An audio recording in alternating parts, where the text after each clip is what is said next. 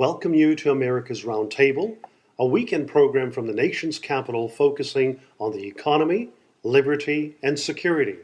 I am Joel Anand Samy, joined by co-host Natasha Srdoc, economist, co-founder of International Leaders Summit, and former contributor to the Economist Intelligence Unit.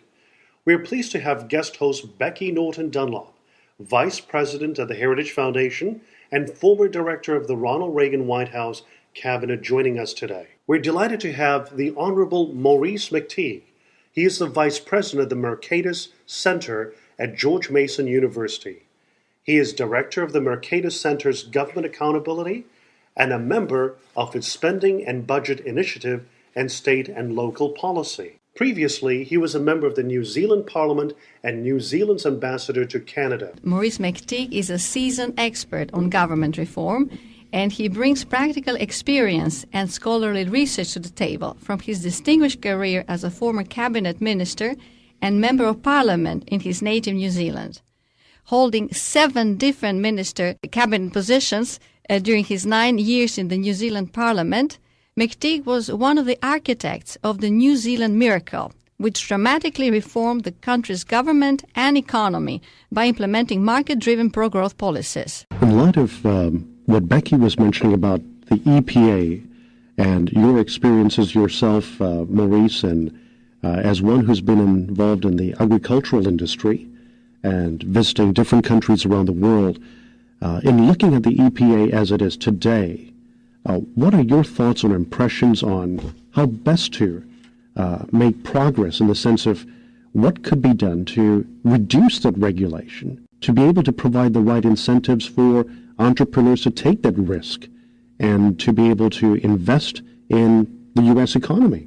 Well, the first part of my response is to say, let's not limit it just to the EPA, but include all of the regulators.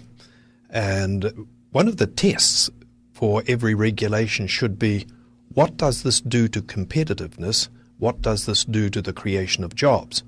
And that should be there in a tangible figure. In my view, if that was there, probably about 60 or 70% of regulations would die at that point because of the negative impact that they would have on competitiveness and on job creation. The other thing, in my view, is the process and procedures for regulations. They are developed in pretty much a hidden environment without very much accountability and without any real challenge to them. So taking them out of that and making them go over higher hurdles. The state of Pennsylvania actually has something that's called a Regulation Review Commission. And every regulation that's to be promulgated has to go through that commission. They hear all of the public submissions and everything like that. The first thing that it does is that it slows the process down and allows people who are going to be affected by the regulation to have some input into it. I think that brings more wisdom to the table. And it also means that there's going to be much more transparency so people can see what's being proposed and what's likely to happen. So changes to procedures would make a difference. My last comment about regulations, how do you get rid of them, would be to quote the experience of my own country, New Zealand. And between 1985 and 1995, we rewrote most of our statutes. And by rewrote them, I mean we went back to a greenfields approach and said, let's write this law in the best possible way to reflect today's society. And then we repealed all of the old ones. When we did that repeal, of course, it killed all of the old regulations. Now you had to start with the new ones that were more appropriate to today. One of the problems we have with regulations is that regulations developed by one agency are frequently in conflict with regulations from another agency, and the poor farmer or the retailer has to try and sort that out, and if they get it wrong, they're in big trouble. I think that's just an excellent point, and something that we ought to encourage lawmakers and candidates for public office here in America to consider as we move into 2013. Times change. Progress seems to be moving much more quickly, and I think it would be just a fabulous idea if when the new Congress convened in 2013, they started with an approach that Maurice has outlined. The regulatory conundrum that we have today, the morass of regulations, are so confusing. You know very well that everyone in the world, in the United States, is guilty of something. They just haven't figured out what it is we're guilty of yet. And if we could just begin looking at what are the activities the federal government should be engaged in, and then focus on developing some statutes to deal with that, and eliminate the old statutes once the new ones put in place, I think it would allow us to be a much more competitive society. I think the economy would grow at a very robust level. And, of course, when you have a growing economy, that generally means there are real jobs being created. When your reform government was elected in 1984, you identified 3 problems: too much spending, too much taxing, and too much government. And that's how it looks like in the States at this moment. With your team, you took New Zealand from having 23 successive years of deficits, sometimes ranging as high as 40% of GDP, your debt of 65% of GDP, compared to United States 103% at the moment, and spending of 44% of GDP, created surpluses. What we talked about also in the case of Canada, the fact of expediency is very important. That when you do reforms, that there is a fatigue that may come along, and that this should be done in quite a short time. Yes, there's a lot of debate going on in academic circles and in public policy circles about how quickly the United States should move. And in my view, it should be a debate between the political necessity and the economic advice. And the economic advice would say to you, do it very carefully and do it in a very planned way, and if you do it at the right pace, you will do it without creating any major shocks to the economy. If that means it's going to take you 10 years, that's 5 electoral periods in the United States, you are not going to hold the political discipline to get the job done. So the experience of the successful countries has been that they were able to go from significant deficits to balanced budgets or surpluses in a period of about 4 or 5 years. And that's because you need to drive it through quickly so that the political coalition will stay in place to get the job done. At the end of that period, you should have a growing economy, and it should be creating a lot more jobs, and you should have a population that's happy about it. And consequently, the election prospects of the incumbents are improved.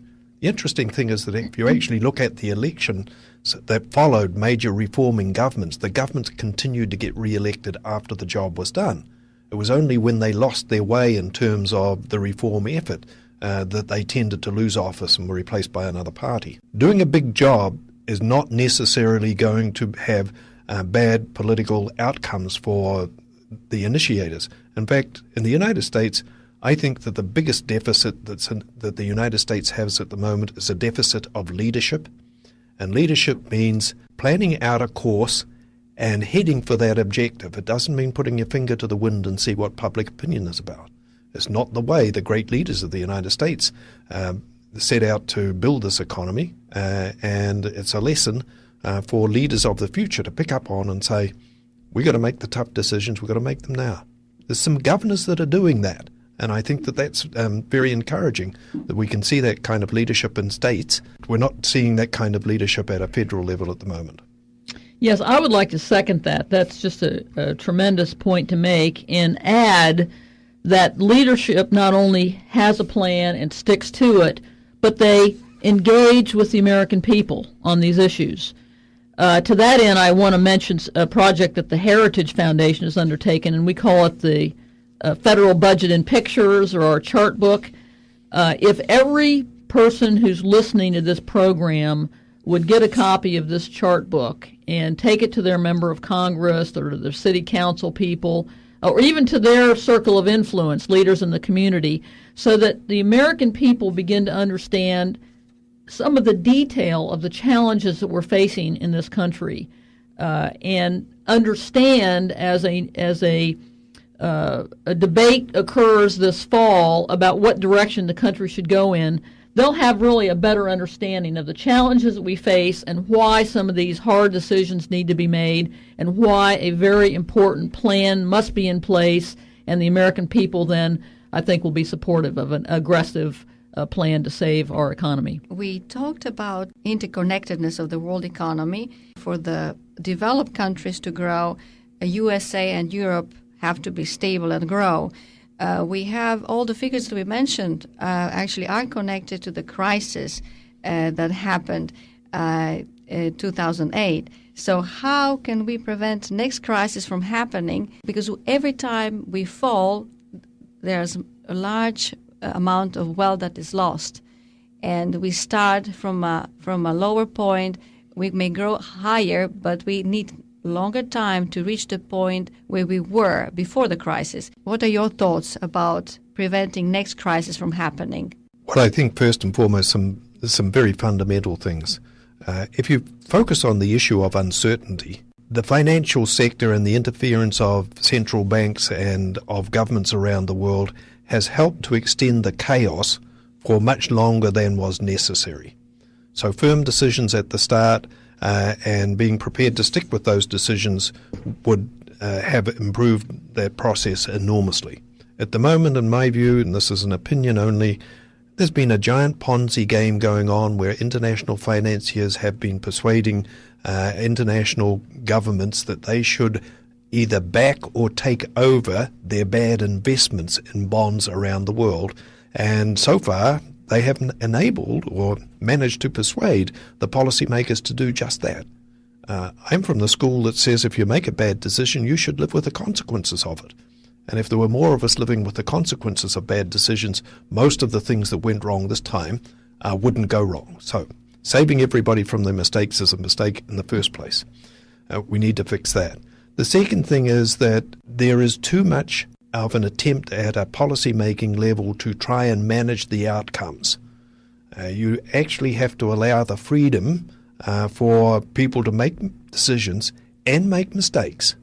But on balance, you will get more benefits than you will get negatives, and you will be able to live with the mistakes that have occurred. Trying to create a situation where no mistake ever occurs is going to mean that you have a set of rules that makes it almost impossible for any success to occur as well.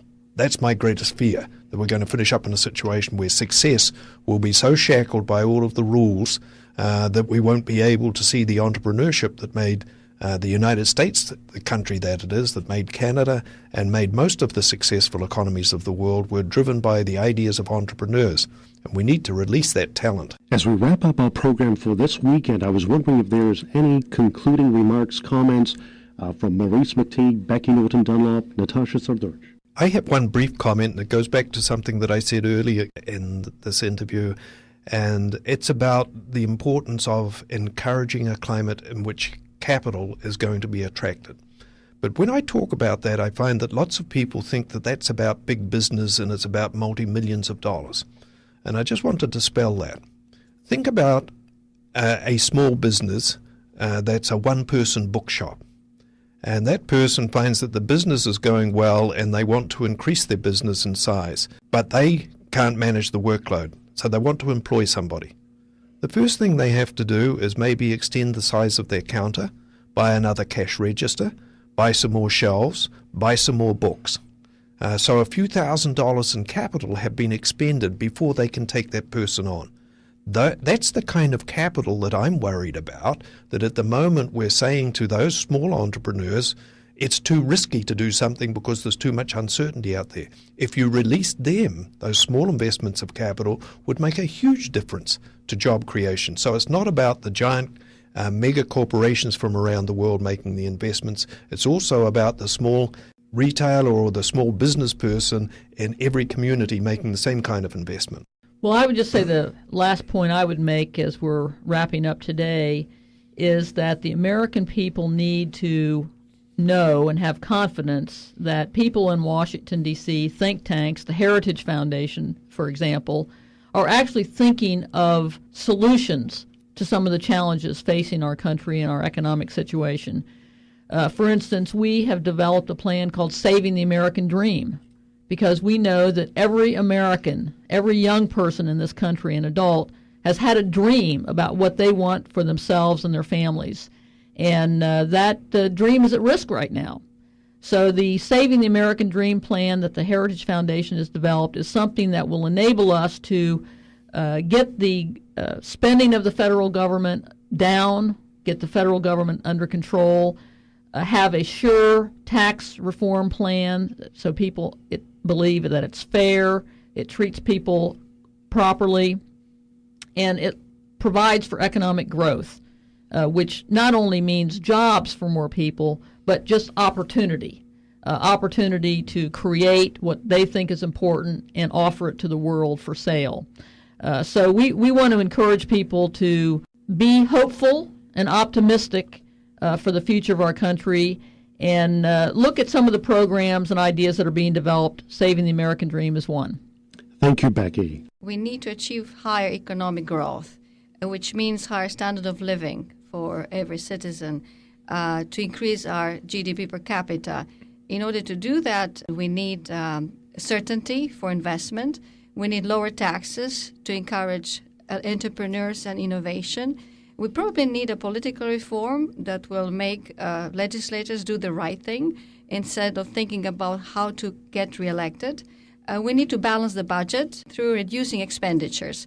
And in that kind of environment, we would see higher economic growth and higher standard of living for Americans. I would just like to say to our listeners, we thank you for joining us this weekend. For those that are interested in more information, you can visit us at americasrt.com. We're on social networks on Facebook and YouTube and Twitter, so certainly share some of the material that we have. And in fact, we just want to say thank you to Maurice McTigue for joining us today. Thank you very much indeed, Becky Norton Dunlop. And this is Joel Samy, your host, and we look forward to seeing you next week.